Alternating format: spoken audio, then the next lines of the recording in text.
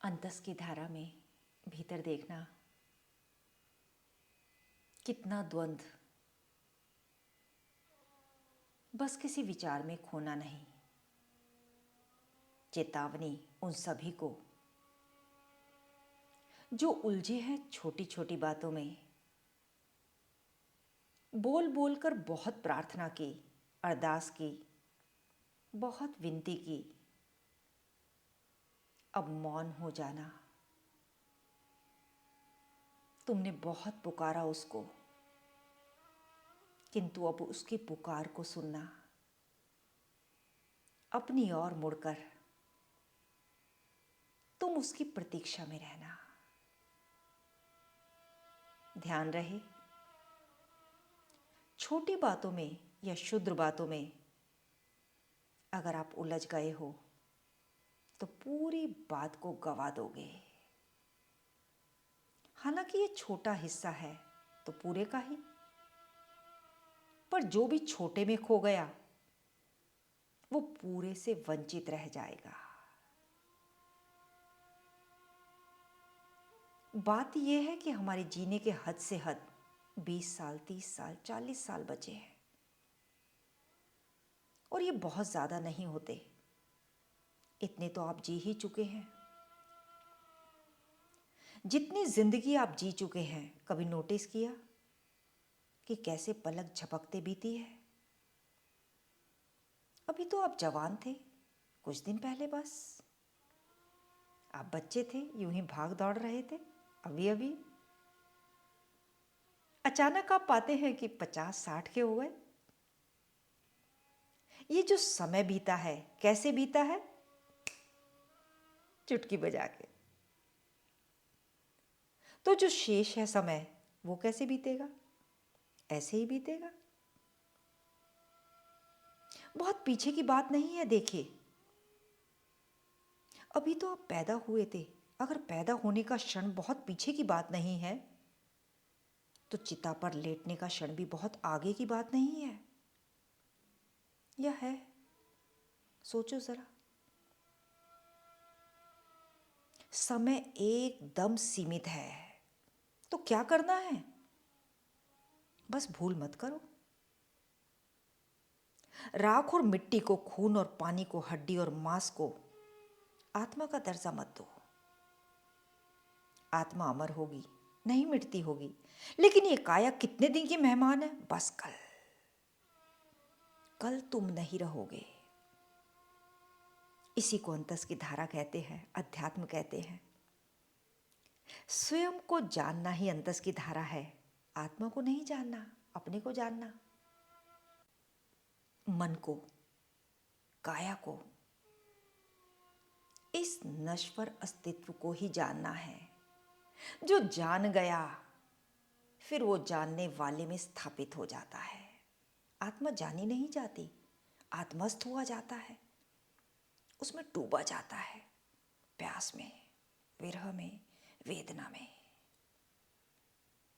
ये दो बातें बहुत अलग अलग है। आत्मस्थ होना संभव है, यही है अंतस की धारा, कि कल तुम नहीं रहोगे। अब क्या करना है?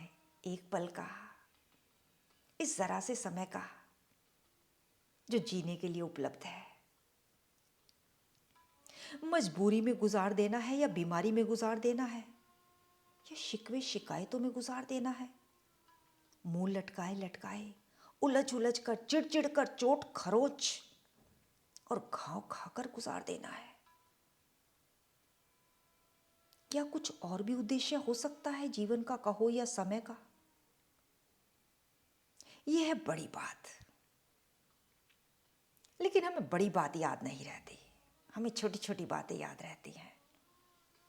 और यही नहीं, हम उन्हीं बातों को दिन में कई बार दोहराते रहते हैं। अब जागना होगा, बार बार जागना। मन के साथ खो जाना ही अज्ञानता है, यही भूल हो रही है। सुधार लेना। इन वाइब्रेशंस में तुम अपने को पहचान लेना कि तुम कौन हो। ये गलती जो हो रही है मन के साथ जुड़ने की, मन ही हो जाने की, ये सुधार लेना बहुत जरूरी है। मैं मन नहीं हूं, मैं मन को देखने वाला हूं, दृष्टा, नॉन डूअर, विटनेस हूं। ये स्वाभाविक स्मृति तुम्हें एक दिन सच्चित आनंद का स्वरूप बना देती है। तुम्हारे भीतर के तमाम अंधेरों को दूर करती चली जाती है। जो जो तुम मन के कुसंग से हटते हो, तुम उसकी कृपा के पात्र होते चले जाते हो। इस संभावना हम सभी के भीतर है। जो भी संसार में महानतम आदर्श हुए हैं, तुम्हारी संभावना थोड़ी सी भी उनसे कम नहीं है। उसी संभावना को वेदांत में आत्मा कहा गया। वही नियति है हम सबकी। शुद्र बने रहना हमारी डिफॉल्ट किस्मत होती है। डिफॉल्ट यानी पूर्व निर्धारित, वो होना ही होना है। वो ना हो इसके लिए बड़ी मेहनत, क्रांति करनी पड़ती है। क्या आप कर रहे हैं इतनी मेहनत? नहीं करोगे तो शुद्र जीवन तो वैसे भी बीत ही जाएगा। शुद्र बने रहने में कोई मेहनत नहीं करनी पड़ती। जैसी चल रही है जिंदगी चलने दीजिए। भीतर झांकना, हम ऐसा ही तो जीवन जी रहे हैं। हाँ, शुद्र जीवन। छोटा जीवन नहीं जीना, मन के हाथ लगे लगे नहीं, समय बिताना, उसके लिए मेहनत करनी पड़ती है। अभी हम सबकी दशा एकदम अनुकूल है। जिंदगी को एक ऊंची दिशा देने के लिए इससे बेहतर दिन तुम्हें नहीं मिलेंगे। इससे पहले का समय देखोगे तो हम बच्चे थे, और बाद का समय देखोगे तो कल का पता नहीं। ये शरीर साथ दे या ना दे, अभी परफेक्ट समय है। अभी यही पल है। किसी भी सार्थक काम को किया जा सकता है, लेकिन उसके लिए प्रेम चाहिए। प्रेम यानी क्या? बड़ी मजे की बात है। प्रेम एक गहरी असंतुष्टि होता है। प्रेम कभी संतुष्ट हो पाता है क्या? बल्कि इसका आकर्षण तो दिन ब दिन बढ़ता है। हर पल जीवन में नवीनता का अनुभव होता है। कितना भी कर लो, कितना भी डूब जाओ, नीरस नहीं लगता। हर पल उत्साह, उमंग, नृत्य है। क्योंकि इसमें पूर्ण प्राप्ति तो होती नहीं, एक असंतुष्टि चाहिए होती है। इसको बहुत ध्यान से समझना होगा। हमने सामने किसी को भक्ति योग या मेडिटेशन करते देखा, हम आह्लादित हो गए, आनंदित हुए, मजा आ गया। दूसरा, एक नजर अपने ऊपर गई, वो जब सामने वाला डूब रहा है, अपने भीतर एकदम आस उमड़ी, वो ऐसा कर रहा है तो मैं भी डूबूंगा। जो पहली बात है उसमें दूसरे को मस्त देखकर संतुष्टि आ गई, थैंक यू गॉड, मुझे ये राह मिली। और दूसरी बात है उसमें दूसरे को मस्त देखकर घोर असंतुष्टि आ गई। तो हमें ऐसा होना है, जहां पर भी हम विलक्षण देखें, उत्तम देखें, रोजमर्रा की जिंदगी से हटकर थोड़ा ऊंचा देखें, तो आप में भी एक गहरी असंतुष्टि का भाव आना चाहिए कि मैं क्यों ऐसा नहीं। ऐसा तभी संभव है जब आपको ऊंचाई से प्रेम हो, आपको महसूस हो कि मुझे दिखी है पर इससे मेरा पेट नहीं भरता। आपके भीतर से एक ऊर्जा उठनी चाहिए कि उधर है और सुंदर है, सत्य है, अंतस है, तो मुझे भी चाहिए। अगर उनको मिल सकती है तो मुझे क्यों नहीं? बताओ जरा, इन्होंने कौन सा मूल्य चुकाया है, मैं भी चुकाऊंगा। बताओ जरा, उन्होंने कौन सी साधना की है, कितने कष्ट आए, मैं भी झेलूंगा। वो साधना मुझे भी करनी है। जो भी कष्ट सामने है उससे अब प्यार हो गया। उधर है तो इधर भी चाहिए। कष्ट क्या, थोड़ी देर ऑडियो को बैठकर सुनना ही तो है। अपने अस्तित्व से थोड़ी जान पहचान ही तो करनी है, और क्या करना है। किसी की वाइब्रेशंस में पता चलता है कि जीवन मुक्त होकर जिया जा सकता है। ऊंचाइयां संभव है, आकाश उपलब्ध है।